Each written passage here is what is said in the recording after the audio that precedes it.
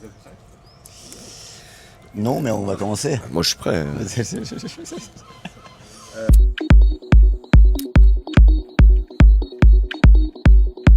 L'histoire part d'une histoire familiale. Qu'est-ce qui vous a décidé à faire un film autour de cet arrière-grand-père? J'ai trouvé une boîte de lettres, une correspondance de 300 pages entre lui et sa femme qui couvrait toute la guerre, même plus que la guerre. Et il y avait un truc assez fou de vivre une réalité parallèle qui était d'une chronologie qui n'était pas la chronologie des charnières historiques, et aussi un truc hyper quotidien où il n'y avait pas de hiérarchie entre des problèmes logistiques de factures et de gaz ou de petits tracas de la vie et des grandes questions. C'est quand même un couple qui essaye de retrouver l'amour, des questions politiques sous-jacentes. Il y avait un entremêlement de choses qui était assez fascinant.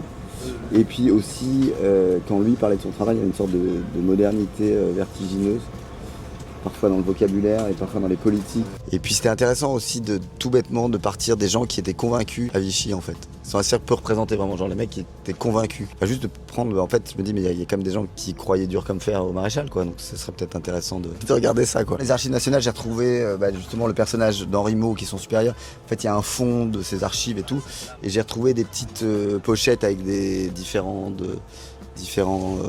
collaborateurs. Et il y en avait une sur mon arrière-grand-père où il y avait pas plus de... Je crois qu'il y avait 12 ou 13 documents et déjà même dans le papier, la couleur des papiers et tout, c'était pas la même chose. Et ce qui est marrant, c'est que souvent les trucs les plus importants étaient sur... Un des trucs les plus importants qui était justement la scène où il va négocier avec les Allemands, c'était un tout petit papier comme ça, c'était une note interne écrite au crayon de quelqu'un à l'intérieur du CLC qui disait à son supérieur « Attention, Henri déjeune avec les Allemands sans nous prévenir. Il faut juste vraiment assurons-nous qu'il n'aille pas plus loin que le deal qu'on a fait quoi. Toi Swan, du coup, comment tu t'es imprégné de ce rôle, on va dire dans la qualité première, c'est d'être normal? Comment on incarne ça?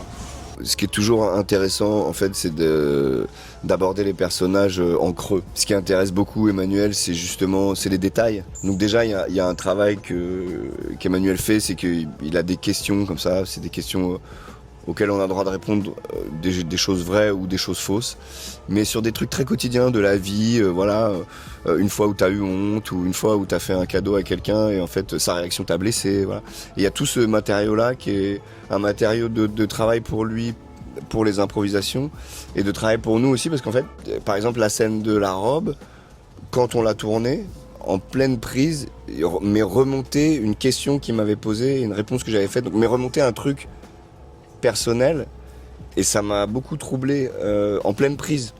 Et donc d'un coup j'étais surpris par une émotion.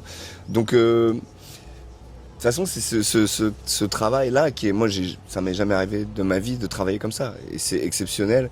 C'est-à-dire qu'en fait on y va, on cherche, c'est une petite chose là, Moi je construis pas, je suis pas du tout en charge de l'histoire, je construis pas le personnage en fait, c'est à chaque fois il y a des scènes.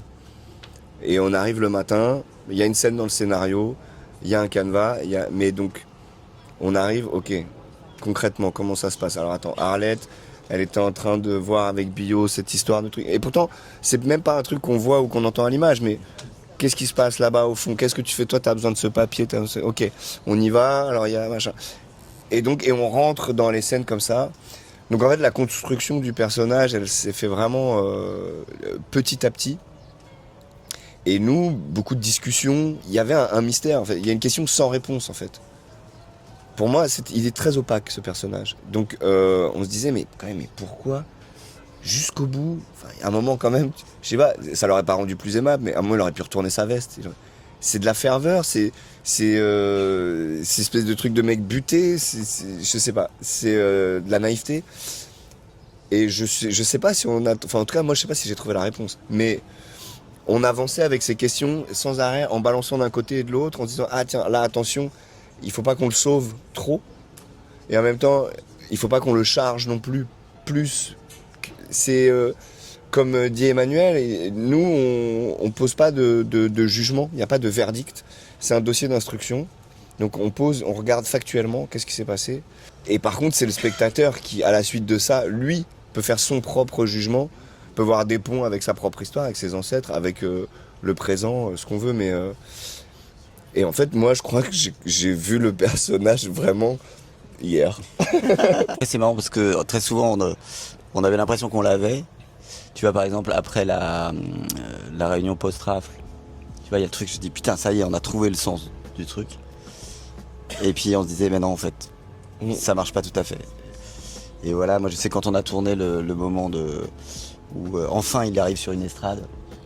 Et là je me suis dit, mais c'est ça le sens du truc. Le mec, en fait, il avait juste envie qu'on le regarde et d'être au centre de la photo, tu vois. Ouais.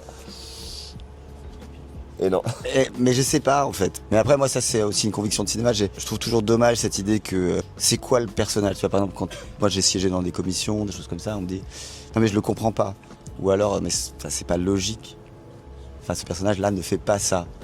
Ou une fois j'ai entendu, alors là c'était le mieux, c'était j'ai entendu non mais ton personnage n'existe pas, je n'en connais pas des comme ça. Enfin, cette idée de pas ouvrir la porte à l'étrangeté, à l'altérité, à un truc un Puis peu il y a des radical. trucs irrationnels, Irrationnel, aussi, surtout des l'irrationnel. comportements. Enfin, on n'agit pas du tout de manière linéaire, en fait. On agit de manière parfois totalement désordonnée. Sans faire de mauvais jeu de mots, mais il y a quand même quelque chose de chaotique tout le temps dans la vie qu'il faut garder, quoi. On peut pas s'attaquer à la question de dictature, des régimes violents, sans regarder en face qu'il y a des gens qui, à l'intérieur, se sentent bien dedans, quoi. L'idée de l'anachronisme, c'est déjà de rapprocher le spectateur de l'émotion, parce que voir des gens qui dansent sur du traîné, on est loin, alors que sur des musiques sur lesquelles on peut avoir dansé nous, c'est pas la même chose. Il y avait quand même cette question, voilà, de dire aussi, c'est une musique des années 80, elles ont un truc étonnant, elles sont à la fois très modernes, tu vois, très reprises, tu vois, même et en même temps elles sont complètement ringardes. Et en fait c'est assez proche de Vichy, quoi. C'est-à-dire que Vichy c'est quand même un truc où ils se pensaient vraiment méga moderne. C'était hyper ringard. C'était les visites du maréchal Pétain, et encore on en a enlevé, hein. T'as pas eu la Francisque en saucisson ou Non mais ça, il y a vraiment les archives de l'INA, des visites du maréchal Pétain, mais bon, t'as la gerbe à la fin, mais il y avait vraiment ce côté très bizarre, et donc il y avait ça, et puis aussi, ça c'est vraiment le monteur Nicolas qui a vraiment travaillé sur cette idée de quand on travaille une émotion, d'avoir toujours un contrepoint directement après.